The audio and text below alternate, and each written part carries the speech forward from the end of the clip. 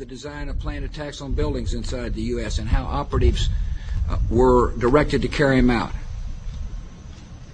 That is valuable information for those responsibility to protect the American people.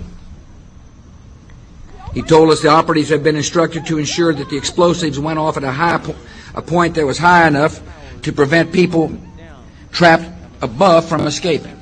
He gave us information that helped uncover Al-Qaeda cells' efforts to obtain biological weapons.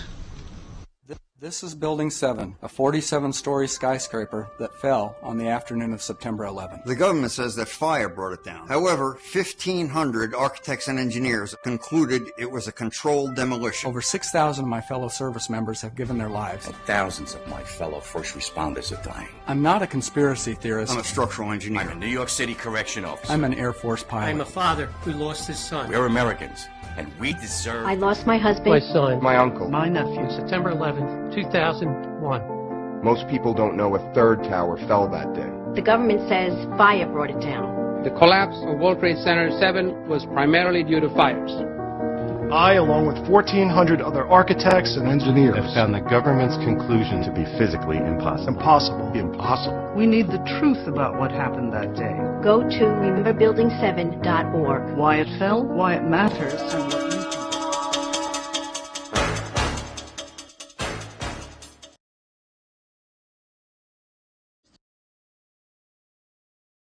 Rocket scientist Wernher von Braun, who built German rockets and dropped them on London, was also put on the new CIA payroll. Von Braun and his team of Nazi rocketeers were sent to Huntsville, Alabama. Hollywood honored von Braun as a collaborator on an American sci-fi movie and series of Walt Disney shows.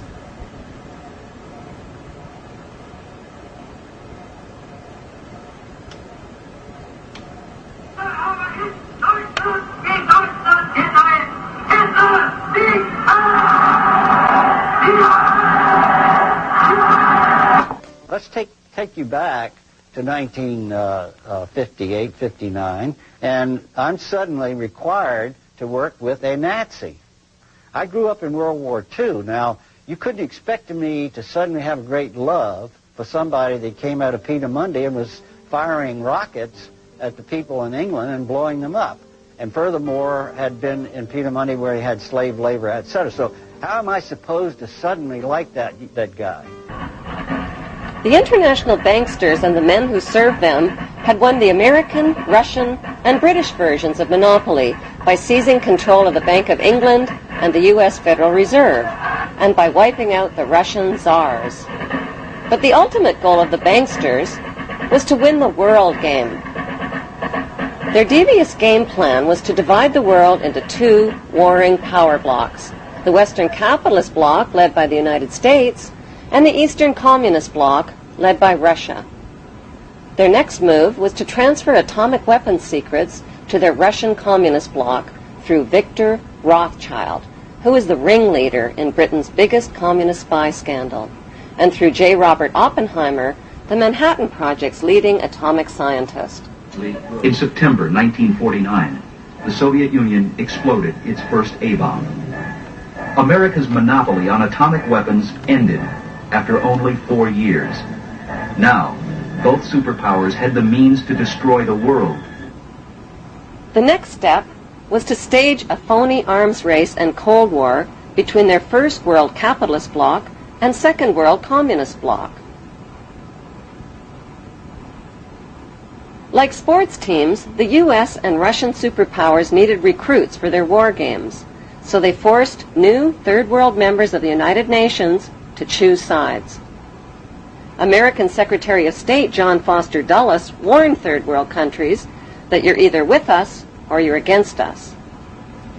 Korea and Vietnam were torn up like rags into half-communist, half-capitalist countries and became the playing field for phony war games between the bankster superpowers. Marilyn Monroe in Korea, America's great sex symbol, innocent and alluring, caught in the blood and mud of the Korean War. To the battle-weary soldiers who gazed at her, she must have looked like an angel sent from heaven to ease the pain of fighting a God-forsaken war in a far-off land. Explicable invaders. But though generally outnumbered, American sabers and British meteors are outfighting the MiGs.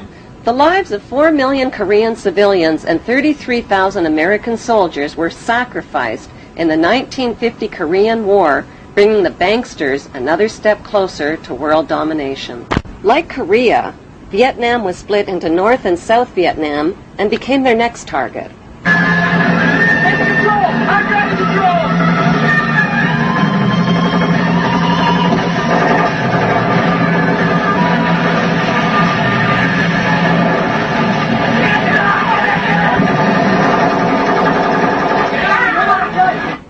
In 1954, the U.S. military dropped millions of tons of bombs on undefended Vietnamese civilians and turned their lush green countryside into blood-red killing fields.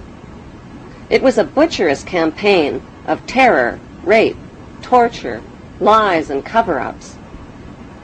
The U.S. military, who had already tested 2 radioactive atomic weapons of mass destruction on the people of Japan, decided to test their chemical weapons of mass destruction on the people of Vietnam.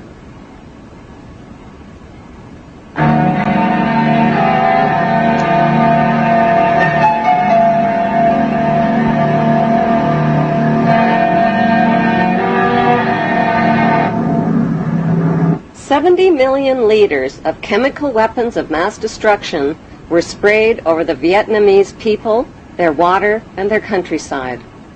The most lethal was Agent Orange, which defoliated, killed, and contaminated everything in its path like a radioactive atomic bomb. To this day, survivors suffer related cancers, genetic deformities, and permanent environmental damage. Many U.S. servicemen publicly confessed to their crimes and suffered haunting flashbacks. From New York, I have Vietnamese campaign ribbon, Vietnamese service ribbon, National Defense ribbon, and Purple Heart.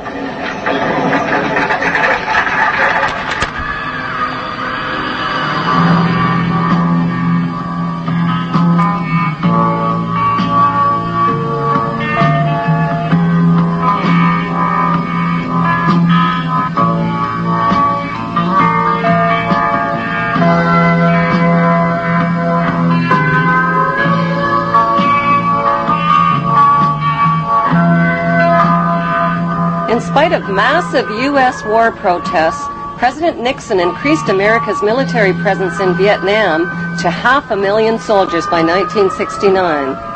It was Nobel Peace Prize winner Henry Kissinger who convinced Nixon to expand the Vietnam War to the neighboring countries of Cambodia and Laos, causing the mass murder of another 1 million innocent people and their families.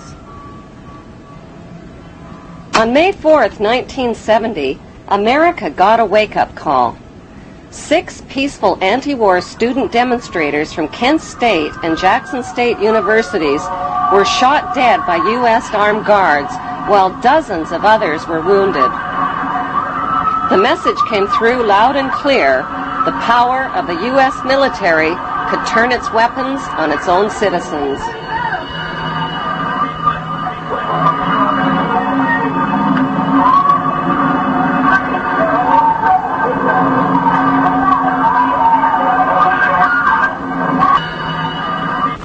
In 1947, the United States played host to an international conference at Bretton Woods to put an end to world poverty and starvation caused by World War II.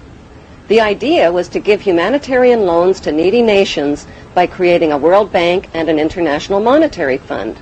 But who would be put in charge of these billion-dollar megaloans? Who else but the U.S. Federal Reserve bankster families?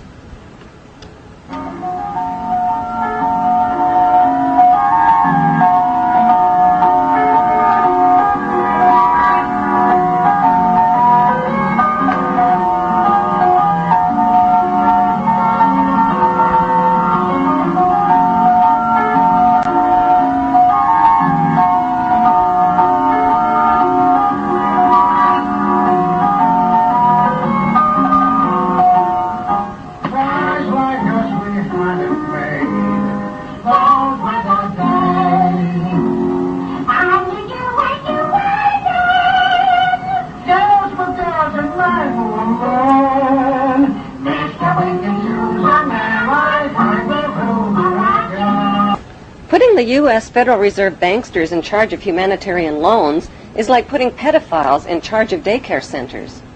Instead of helping the poor, the banksters turned the World Bank and International Monetary Fund into international pawn shops and robbed the poor.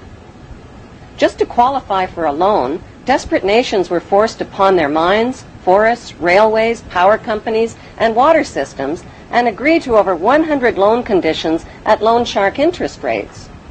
To pay off the loans, they were forced to ignore laws that protected their environment, to lower wages, and to cut back on their education and on their health care.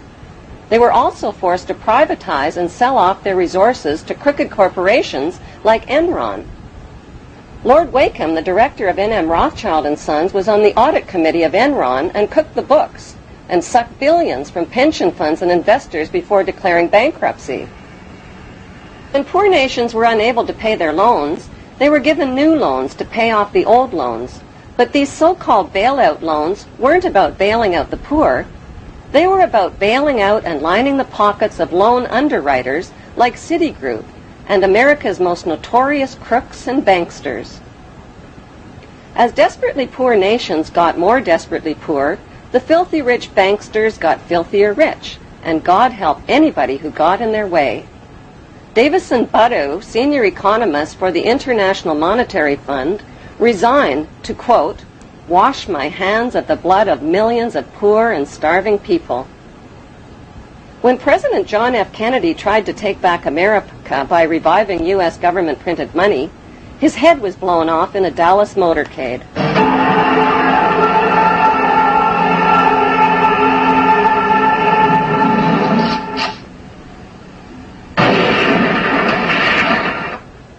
When his son planned to expose the ugly truth about his father's assassination, his small plane plunged into the ocean, killing all on board.